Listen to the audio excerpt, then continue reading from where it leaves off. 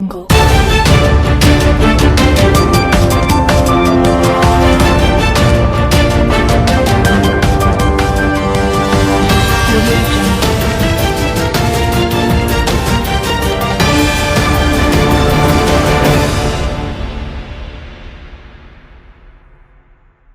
Harris shield cricket स्पर्धा श्री महाविद्यालयाची विजयी सलामी.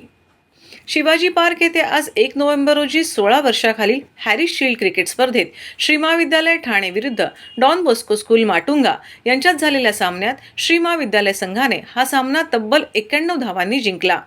श्री महाविद्यालयाचा फिरकीपटू अद्विक मांडलिक याने 5 गडी बाद करून संघाला विजय मिळवून दिल्याने तो सामनावीर ठरला.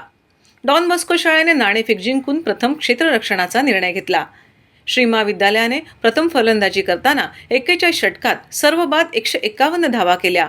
यात अथर्व सुरे नाबाद 26, अद्वैत दुबे 22 आणि पार्थ देशमुख 20 अशा धावा केल्या. ऋग्वेद सावंत याने 6 षटकांमध्ये 17 धावा देऊन 3 गडी बाद केले, तर वेदांत चिली याने 7 षटकांमध्ये 23 धावा देऊन 3 गडी बाद केले. त्यानंतर खेळण्यास उतरलेल्या डॉन बॉस्को स्कूलने श्री महाविद्यालय संघाच्या 151 धावांचा पाठलाग करताना 25 षटकात सर्व बाद 59 धावा केल्या. यात वेदांत सावळे 11 धावा तर आर्यन चंद्रन याने 10 धावा केल्या. श्री महाविद्यालयाचे अद्विक मांडलिक याने 10 षटकांमध्ये 4 निर्धाव षटके टाकून 19 धावांच्या बदल्यात 5 गडी बाद करून महत्त्वपूर्ण कामगिरी बजावली. त्याला अद्विक दुबे आणि आदित्य कोहली बाद करून चांगली साथ दिली. अशा प्रकारे श्री महाविद्यालयाच्या संघाने हा सामना 91 धावांनी जिंकला.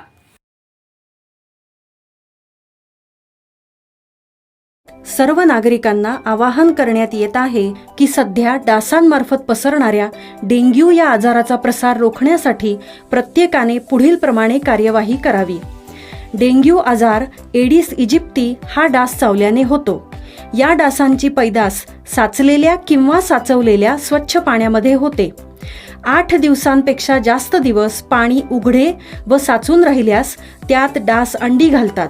अंड्यांच्या अळ्या तयार होऊन पुढे डास तयार होतात. यासाठी आपल्या घरातील पाणीसाठे उदाहरणार्थ बॅरल्स, पिंपे, टाक्या, हौद, रांजणे इत्यादी दर आठवड्याला रिकामे करून घासून पुसून कोरडे करून पुन्हा भरावे. 1 दिवस कोरडा दिवस म्हणून पाळावा. पाणी साठ्यांना घट्ट झाकणे बसवावीत किंवा जुनी साडी, चादर, धोतर यांनी बांधून झाकून ठेवावीत, म्हणजे डास त्यात जाऊन अंडी घालणार नाहीत. घराच्या गच्चीवर, आजूबाजूला, अंगणात कोठेही पाणी साचू देऊ नये. भंगार सामान उघड्यावर टाकू नये. उदाहरणार्थ टायर्स, प्लास्टिक सामान, कुंड्या, टाकाऊ वस्तू इत्यादी. अशा सामानात पावसाचे पाणी साठून त्यात डेंग्यूच्या डासांची पैदास होते. घरातील कूलर्स, फ्रीजच्या पाठीमागील ट्रे हे देखील वेळोवेळी कोरडे करावेत. लक्षात ठेवा, नुसत्या फवारणीने डास घनता कमी होत नाही, तर त्यासाठी डास पैदास ठिकाणे नष्ट करणे ही आपल्या सर्वांची जबाबदारी आहे. कोणताही ताप अंगावर न काढता जवळच्या शासकीय रुग्णालयात मोफत औषधोपचार घ्या. अशा प्रकारे नागरिकांनी सहकार्य केल्यास डेंग्यूचा प्रसार रोखणे सहज शक्य आहे.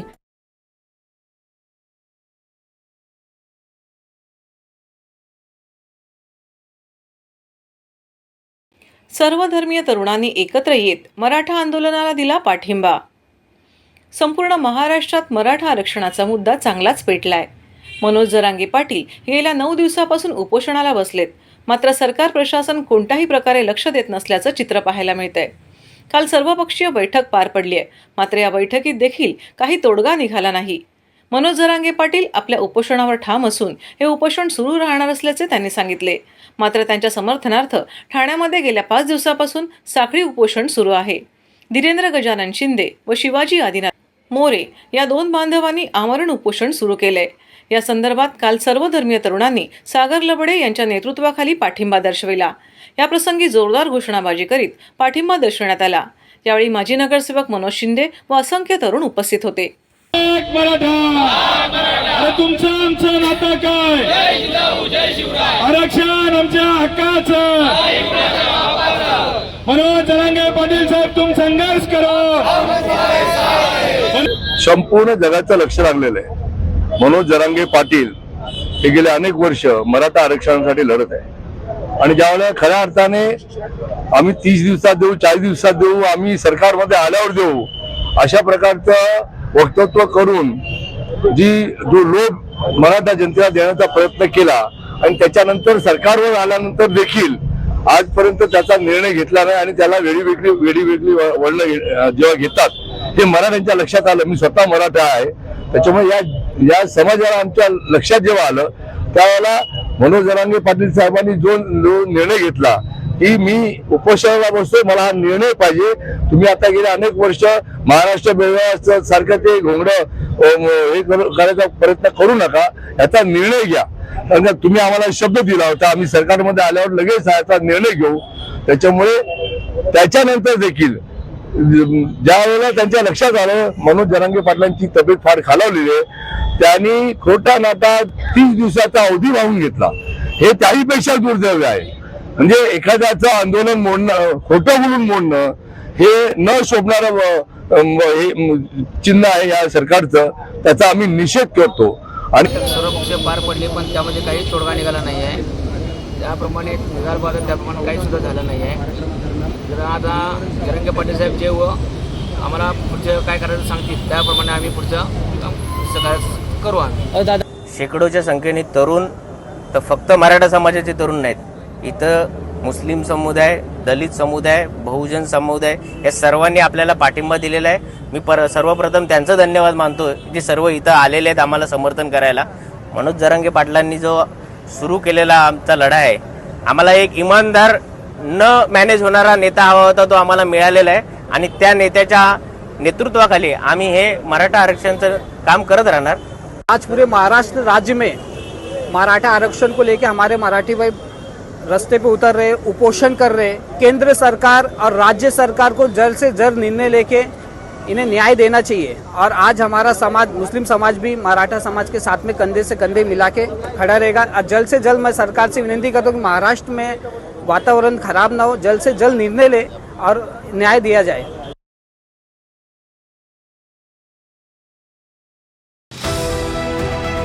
TJSB सौर शक्ती कर्ज, गो ग्रीन, करा वीज बिलावर बचत.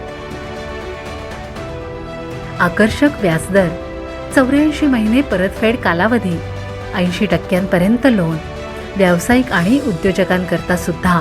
अधिक माहितीसाठी तुमच्या जवळच्या शाखेला भेट द्या किंवा संपर्क साधा. 1800-223-466 आणि 1800-266-3466.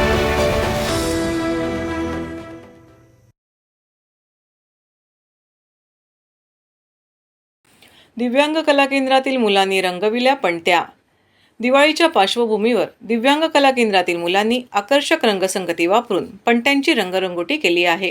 दिवाळी म्हटले की सर्वत्र सजावट, रांगोळी, पणत्या आणि कंदील यांचा वापर करून सजावट केली जाते. दिवाळी खरे तर हा दिव्यांचा सण. दिव्यांची लागण सर्वत्र करून प्रकाशमय आणि आनंद असे वातावरण निर्माण होते. प्रत्येकजण आपापल्या परीने हा सण आवर्जून साजरा करतो. अगदी गोरगरीब ते श्रीमंत प्रत्येकजण हा सण आपल्या परिस्थितीनुसार साजरा करत असतो. अशातच आपल्या दिव्यांग मुलांनाही हा सण साजरा करता यावा याकरिता दिव्यांग कला केंद्र येथे अनोखा उपक्रम राबविला आहे. अशातच दिव्यांग कला केंद्रातील मुलांनी पणत्यांची रंगरंगोटी करून आकर्षक अशा पणत्या तयार केल्या आहेत. सणाचे महत्त्व मुलांना समजावे आणि त्यांनाही त्याचा आनंद घेता यावा यासाठी विविध उपक्रम संस्थापक किरण लागती करत असतात. याच दिव्यांग केंद्रातील अविनाश ढोमसे या कलाकाराने आकर्षकरित्या पणत्यांची सजावट केल्याने इतर मुलांना मार्गदर्शन केल्यानंतर त्यांनीही आकर्षक अशी पणत्यांची रंगरंगोटी केली आहे.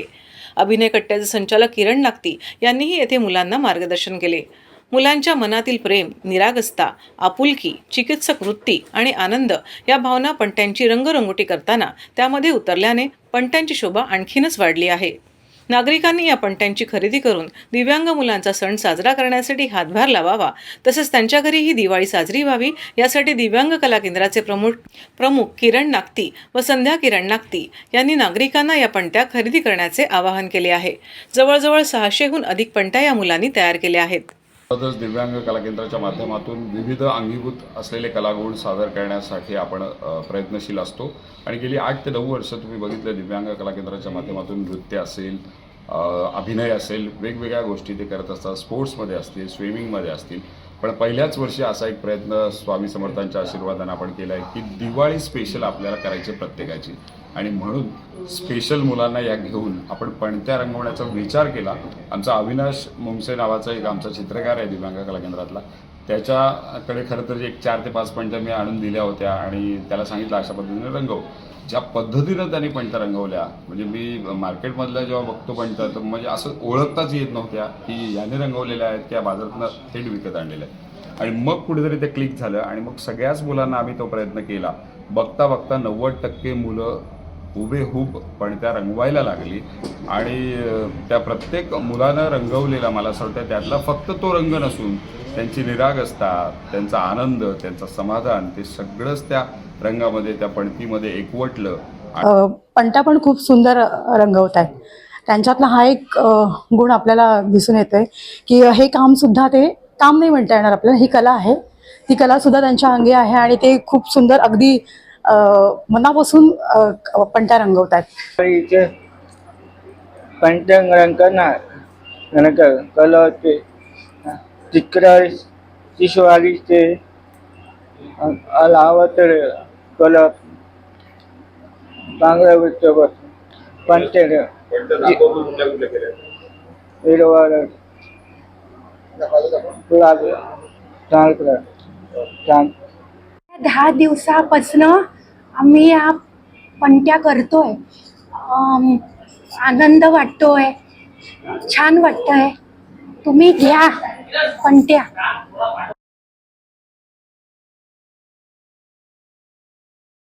दिवाळी उंबरठ्यावर आलेली आहे, तर दुसरीकडे ठाण्यातील प्रदूषण वाढत असतानाच दिवाळीत होणाऱ्या फटाक्यांच्या आतिषबाजीच्या प्रदर्शनात मोठ्या प्रमाणात भर पडणार आहे. तर वातावरणातील प्रदूषणासोबतच ध्वनी प्रदूषणातही मोठ्या प्रमाणात वाढ होणार आहे. याची दखल घेत महाराष्ट्र प्रदूषण नियंत्रण मंडळाने ठाण्याच्या रायलादेवी तलाव येथे फटाक्यांची तपासणी करून ध्वनी प्रदूषण किती प्रमाणात होते याची आज चाचपणी केली. यात 125 डेसिबल क्षमतेपेक्षा जास्त फटाक्यांची क्षमता असेल तर त्यावर बंदी घालण्याचा प्रस्ताव महाराष्ट्र प्रदूषण नियंत्रण मंडळाद्वारे शासनाकडे पाठवण्यात येणार असल्याचे सांगितले, अशी माहिती सब रिजनल ऑफिसर अनंत कटोले यांनी दिली. लोकांनी ग्रीन फटाके जास्तीत जास्त वापर करावे, जेणेकरून यामध्ये कुठलाही व्यक्तीच्या जीवाशी धोका होणार नाही याची काळजी घ्यावी. तसंच बाजारात 125 डेसिबलच्या वरती जर कुठलाही प्रकारचा फटाका जर आढळला तर त्यावरतीही महाराष्ट्र प्रदूषण नियंत्रण मंडळ हे देखील कठोर कारवाई करणार असल्याचा इशाराही देण्यात आलाय.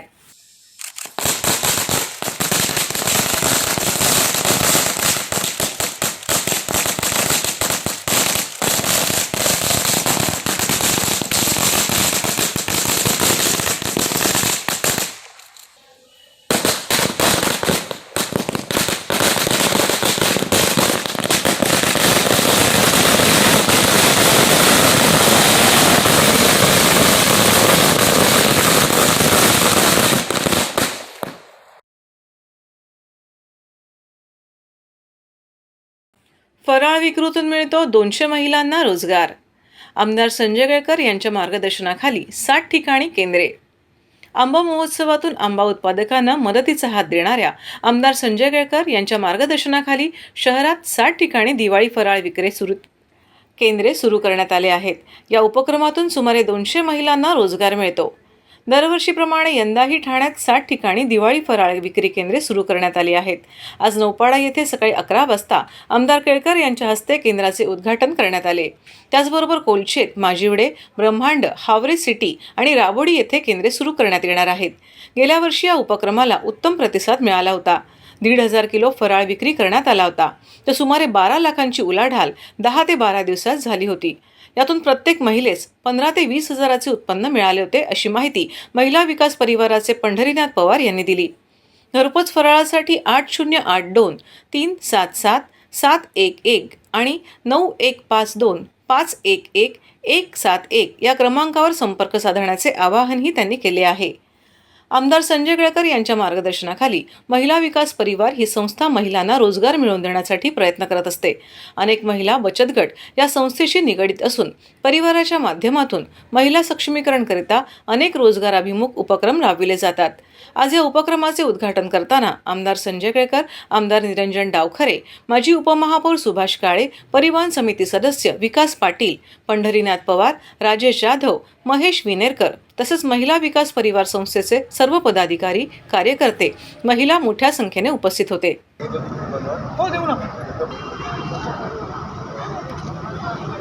साहेब घ्या ना. प्रोडक्ट घ्या ना साहेब, प्रोडक्ट.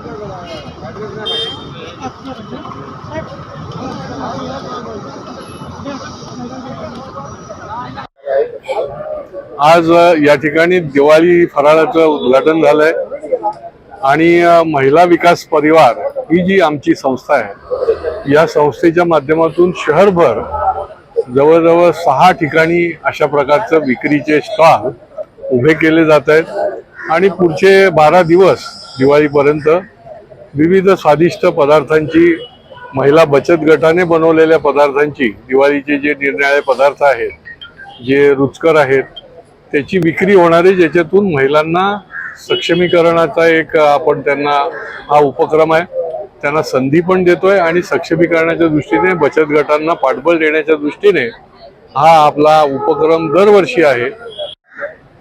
आज पंढरीनाथजी यांच्या पुढाकाराने जो हा महिला बचत गट आहेत यांच्या माध्यमाने या इकडे दिवाळी फराळाचे अतिशय चांगले आणि क्वालिटी प्रोडक्ट उपलब्ध आहेत, त्याचबरोबर चांगल्या पद्धतीचं पॅकेजिंग पण आहे.